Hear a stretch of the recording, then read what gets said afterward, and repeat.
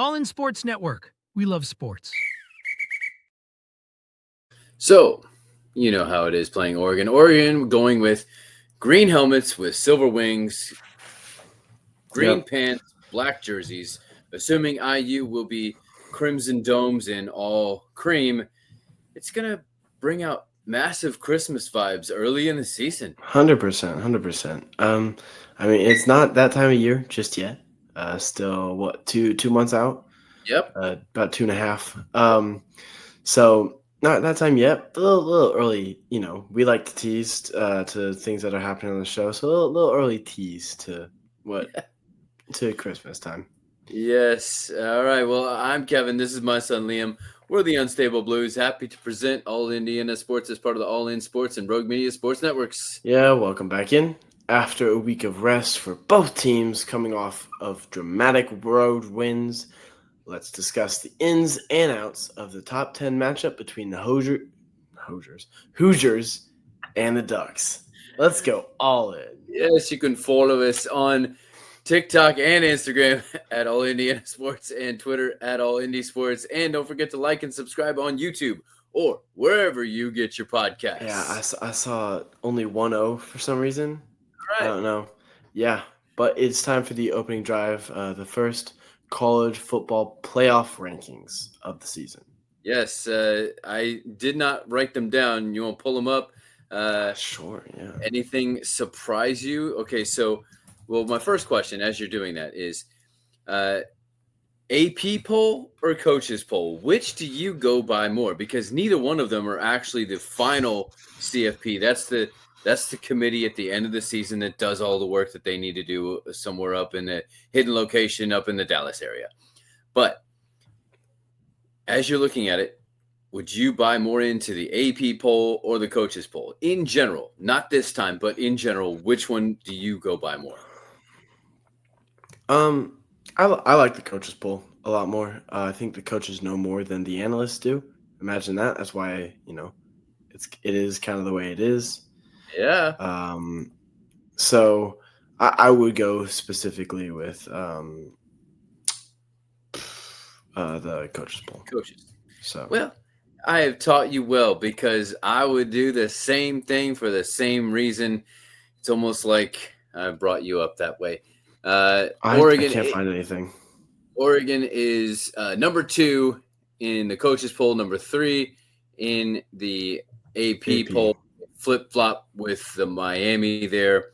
I don't think that there's anything drastically different. We got Ohio State, Miami, Oregon, Ole Miss, Texas A&M, Oklahoma, Indiana, Alabama at 8, Texas Tech still undefeated at 9, Georgia, LSU, Tennessee rounds out the 12 that we get into the playoffs if we went right now.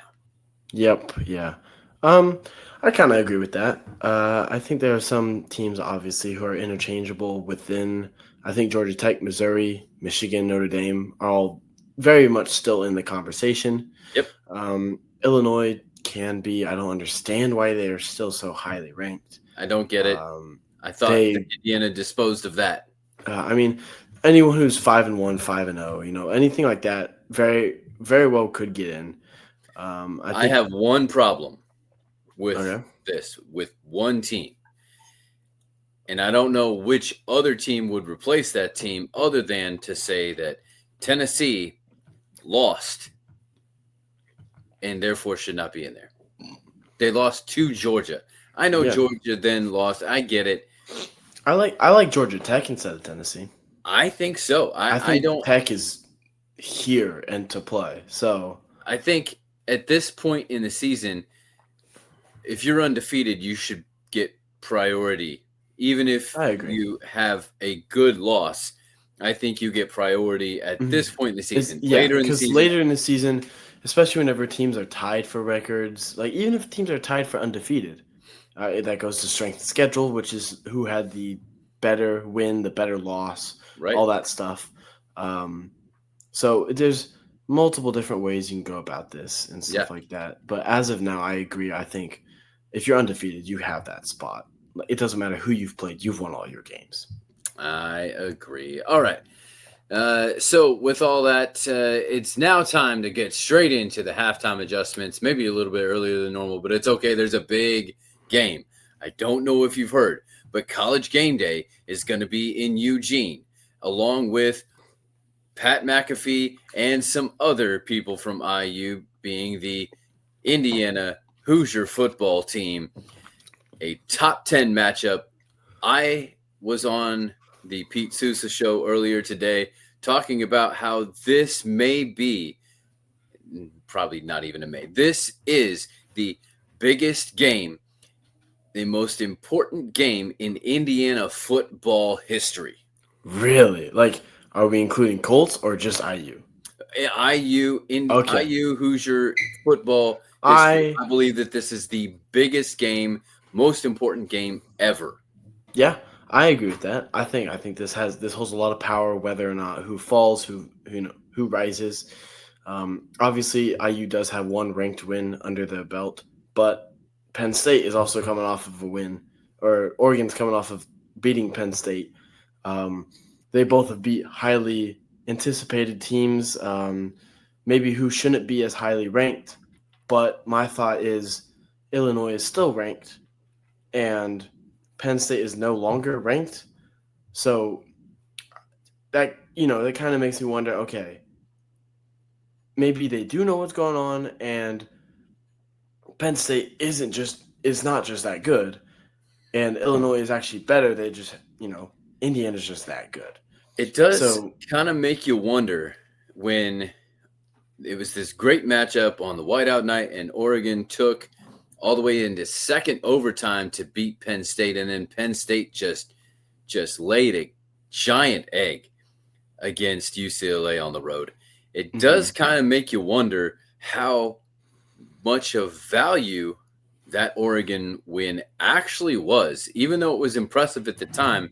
When you look the very next week off the bye, you kind of go, I wonder if it really meant that much, considering how bad Penn State looked. And people say the other way, Indiana barely beat Iowa.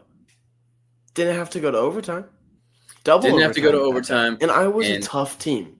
I would say Iowa might be better than Penn State. You're talking about Iowa is, I don't want SEC people are going to hate me. Iowa is similar to the idea of Alabama, or Ole Miss, where in the sense that there is no NFL professional team in the area, in the state at all. So college is it, right? This is the highest level of football in the state. And so Iowa fans kind of come out for that kind of thing. Does that make sense? Yeah. It raises the level of importance to the team, to the state, because there is nothing above where they are. And they've got a great defense. They have a good rushing quarterback that ended up leaving the game, but gave Indiana problems. But Indiana came up big when it mattered, just as did Oregon against Penn State. So with all that set up, what are some things that you're looking at of importance here in the matchup? It's just become an Indiana football theme at this point. Just run the ball and keep running the ball. Didn't do it last week or last game. They didn't rush for nearly as much as they had been, and I think that kind of cost them because they can control the pace that way. They're very good on the ground. Their blocking schemes are very good. They have 4 very capable running backs, but also three now. Yeah, lost one to ACL. But still, 3 is more than many teams have. Yep. And all varying differences of skill level and specialty. But also another thing I say with the Colts, which tune in tomorrow for that episode. But another thing I say with the Colts now is spread the ball. There are not only 3 great running backs, you have 3 to 4 great wide receivers as well. Yes. And you have the Heisman on your team. Heisman Doza. Yes. Let him do what he can. He can throw the ball well.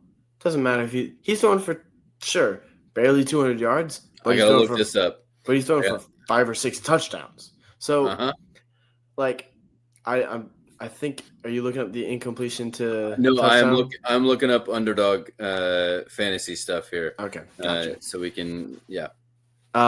So like there's so much differentiating stuff on the IU offense that it's so versatile. Kurt has something cooked up, I'm sure of it. And on the defensive ball, just keep everything, whenever I've watched Oregon, they beat you over the top. They short, long shot. And it gets most teams, keep everything in front of you. This is a game where it's very important to bend, don't break. Okay, to let up a few points, it's fine. Field goals are fine. Okay. Respond to them with touchdowns, though. Which is something that they have improved upon throughout the season. This is something that the Colts had struggles with at the beginning of the season as well. Yep. But the Colts only scored touchdowns last week, no field goals. Mm-hmm. So there's a point where you have to kind of flip the switch and be like, okay, points are points. They're going to happen, but you have to negate how much points happen. I totally understand. I'll bring up some underdog stuff here. We're brought to you by Underdog Fantasy Sports. Great app. You can check out higher, lower. You can combine players together. So we're going to focus on some stuff for IU because we know them well.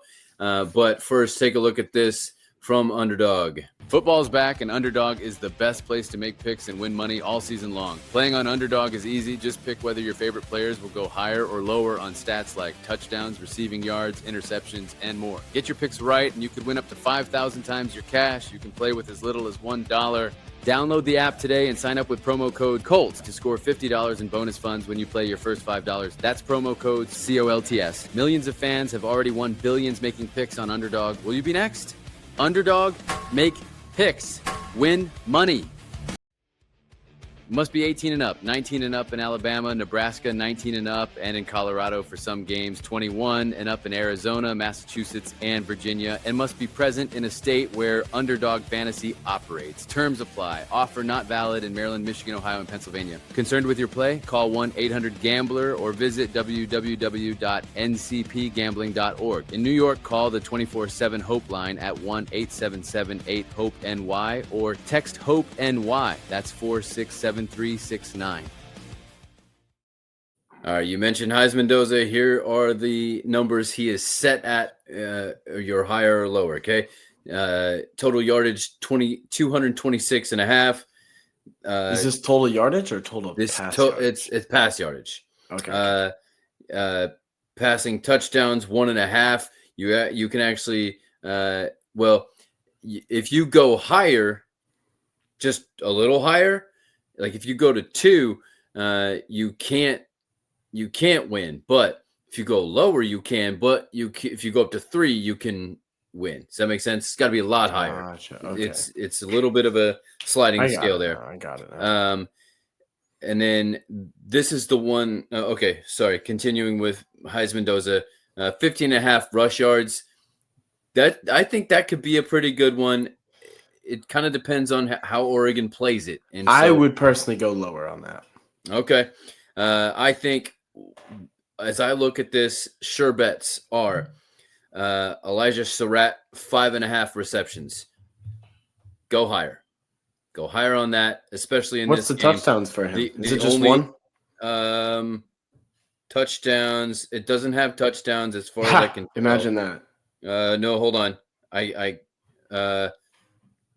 First touchdown scorer is set at a half a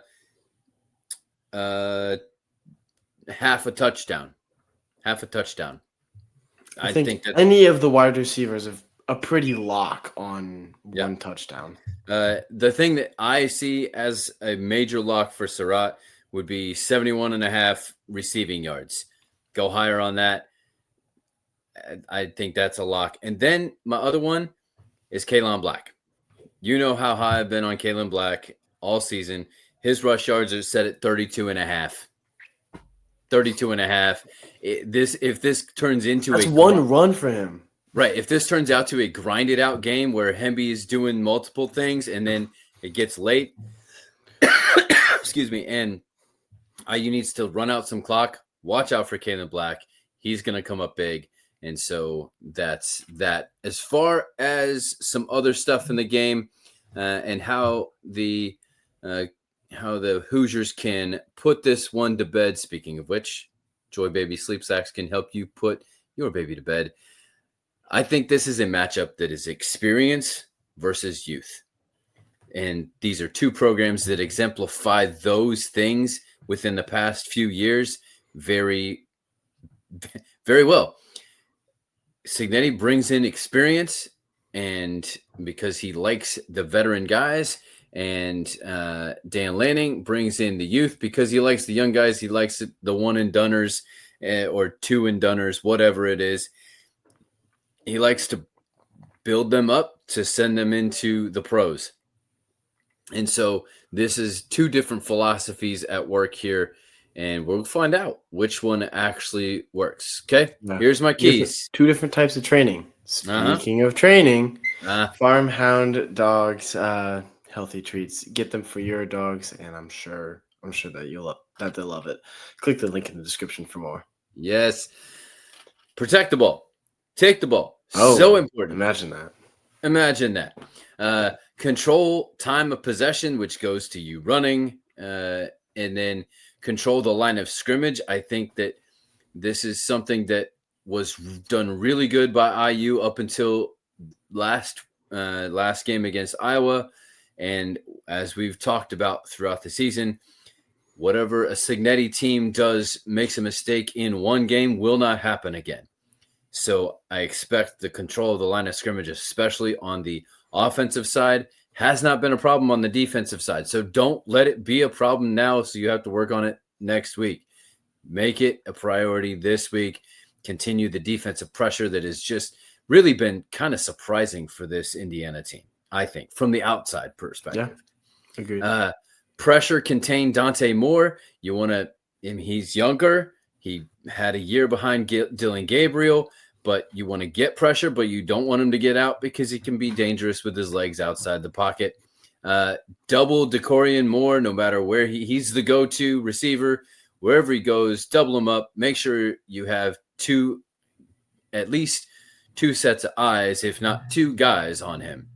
So like that. And then have a plan for Kenyon Sadiq, their tight end, very versatile, but he is definitely more of a receiving tight end and he is a blocking tight end. So don't take any falsity that he is going to really do anything more than just a chip on his way out. Make sure you lock him down. Pick up the blitzes and give Mendoza time like he didn't have in Iowa all the time. And the final one, which maybe should have been at the top, is take the crowd out of the game early. Strike first. We lived in Oregon. We know how dangerous that atmosphere is, how electric that stadium can be. It will be. There's no, it's not, don't let it be. It will be from the get-go. But you need to do what you got to do to grind it out, to wear them down, the crowd that is, take them out of the game. Agreed. Yeah. Strike first, strike fast, and then don't let go. Don't take your foot off the gas pedal. Right. You got to have the goal in mind. Speaking of which, Open Goal has a great rebounder and goal setup for your backyard. Even if you miss the goal, it'll still come back to you. So you can check that link in the description for more on that. That brings up now 3rd and short. Time for the Big Ten. Oh, we forgot something. Who is your Hoosier player to watch? All right. We don't normally do a player to watch, do we? Okay. I'm ready. Why not? No. I think the versatility of this game lends it to Hemby being the guy. Although if I see now I'm doubting myself. I'm thinking maybe Williams has a breakout game on the outside as a receiver. If they choose to lock down Surratt, that I think Williams can step up and have a big game. I like it. I mean, Omar Cooper Jr. had his game, and so Surratt. I think this could be Williams' game. Yeah. So there you go. I gotta go with Fernando Hayes Mendoza. He is the runner, like the front runner for the Yep. Heisman, Uh-huh. as he should be. And this is the matchup between some of the two top runners in Both with top of more. the draft class for quarterbacks. Wouldn't mind Mendoza going to the Colts, stay in Indiana. That's right. We don't know how long Daniel Jones is going to be here. If we keep him, I'm not mad at it anymore. But I think these quarterbacks are going to define what the game, because I think both of these teams can run well, and we know that.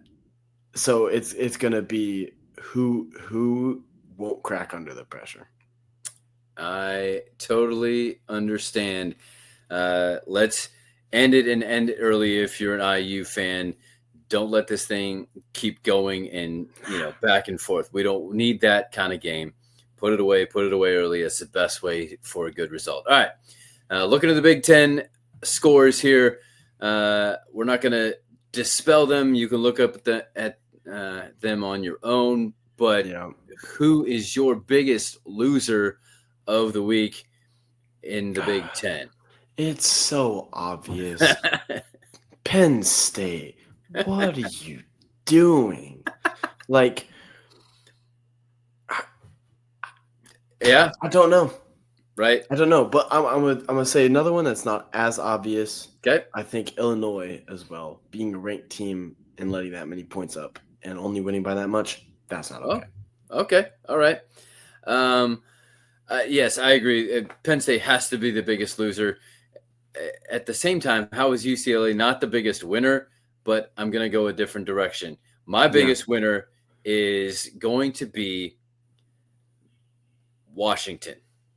Okay, I like Maryland it. You're very high on the Terrapin, so. Well, yeah, Maryland has had these kind of like surprising wins, like really good wins, and now for Washington to rebound the way that they did, open goal rebounder and goal setup, then to be able to do that off of a home loss to Ohio State and then go and win in Maryland, make that East Coast trip and win. It's a big deal. So I'm going to give it to Washington. What do you think? I think Washington was going to be one of mine as well, but I mean Michigan as well, because Wisconsin's also another one of those grinded out type of teams. But I'm gonna go with Purdue. I think going with a losing team is the biggest winner. Yeah, I like to do that. I think Purdue kind of showed up that they're better than people think, or put Illinois further down than they should be, if that makes sense. I totally understand. My biggest question about all of this is, what is Northwestern doing playing Louisiana Monroe in the middle of the Big Ten schedule? What are we doing? Yeah. I don't know. It's Big Ten time. But we had to squeeze another cupcake game in there to make ourselves feel better. Yeah. All right. Well, that's what Northwestern does. That's it for us today. We'll be back tomorrow with our preview, as Liam mentioned, of the Colts and Cardinals. Also, remember to go back and check out our unstable pick six of this week's NFL slate. Yep. This is Liam. And this is Kevin. Reminding you to stay all Indiana. All in Sports Network. We love sports.